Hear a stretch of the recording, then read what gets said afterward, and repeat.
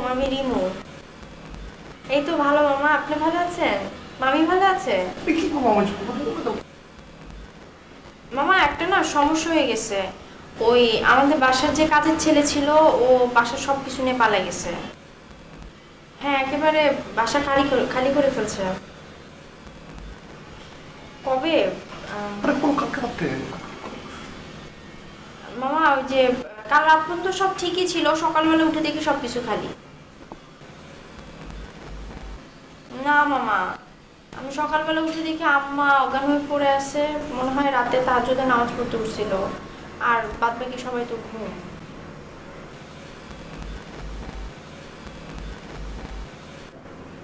আচ্ছা ঠিক আছে মামা, আসসালামু আলাইকুম।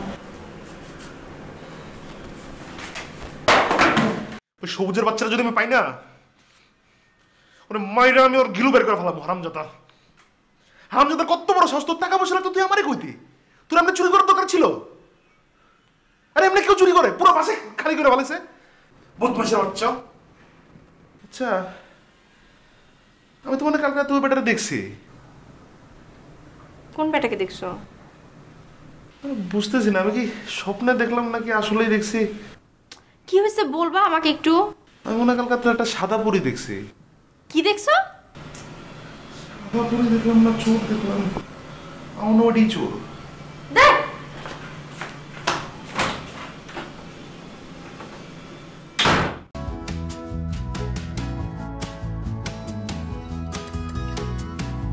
কি কি খোয়া গেছে? খোয়া যায় নাই, চুরি গেছে। লিস্ট টিস্ট করছেন? জি না, কখন চুরি হয়েছে? গতকালকে রাতে। টের পেয়েছেন কখন? সকালবেলা ঘুম থেকে উঠে। চোর কি আপনার পরিচিত? এটা আপনি কি বললেন? আমি কি চোরের আত্মীয় নাকি? না না, আপনি কারো সন্দেহ টন্দেহ করছেন নাকি? হ্যাঁ, ওই আছে বাসায় একজন কাজ করতো আমাদের, সবুজ নামে, সকাল থেকে লাপাত্তা। হ্যাঁ, এটাই হয়। কেননা আপনারা ঘুমে থাকবেন, সকালে উঠে দেখবেন যে চুরি হয়ে গেছে।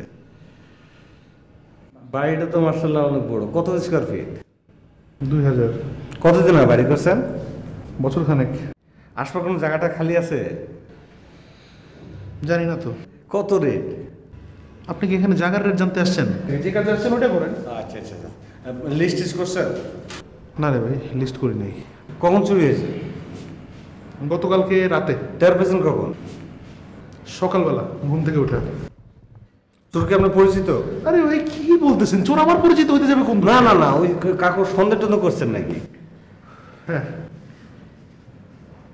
ওসি সাহেব, হ্যাঁ,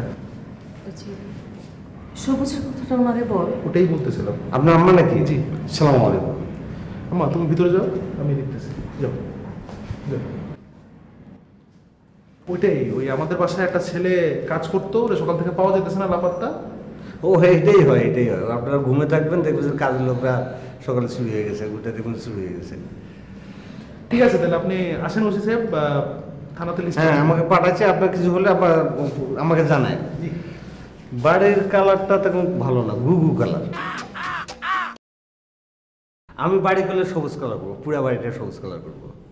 আচ্ছা ঠিক আছে, জি আসেন। ঠিক আছে, আশপাশে কোনো জায়গাটা খালি আছে? আশেপাশের জায়গা খালি হলে আমি আপনাকে জানাবো। আচ্ছা আচ্ছা আচ্ছা।